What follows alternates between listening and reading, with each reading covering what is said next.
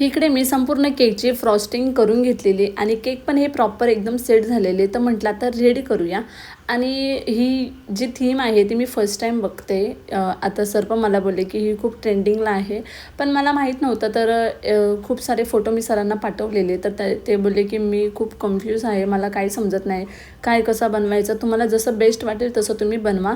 ते म्हटलं चालेल. आणि त्यानंतरला ह्याच्यावरती म्हणजे हे जे कार्टून आहे त्याचे सरांनी टॉईज आणलेले.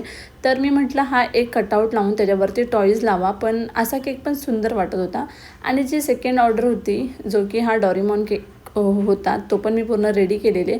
आणि तिन्ही केक रेडी केलेला. कालचा एक जो केक आहे मेकअप थीममध्ये तो मी काल तुमच्याजवळ शेअर केला आहे, जो की फर्स्ट पार्टमध्ये आहे आणि हा आहे सेकंड पार्ट. आणि इकडे मी पूर्ण केक रेडी करून घेतलेला. आणि हा जो ब्राऊन कलर आणि ऑफ व्हाईटमध्ये दिसतोय ना, तो मला संध्याकाळी न्यायचा होता, मोठा सेटअप होता, त्यामुळे मी तिकडे जाऊनच पूर्ण रेडी केलेला. आणि कलर कॉम्बिनेशन मला सरांनी सांगितलेलं काय कशा पद्धतीने हवं आहे. आणि त्यांना त्याच्यावरती छोटे छोटे प्रिन्सेस हवे होते आणि नेम. तर सरांना जसा हवा होता तसा मी कस्टमाइज करून दिलेला. आणि हा होता माझ्या केकचा फायनल लुक. आणि त्यानंतरला झालं बड्डे सेलिब्रेशन. आणि सरांना पण केक खूप जास्त आवडला.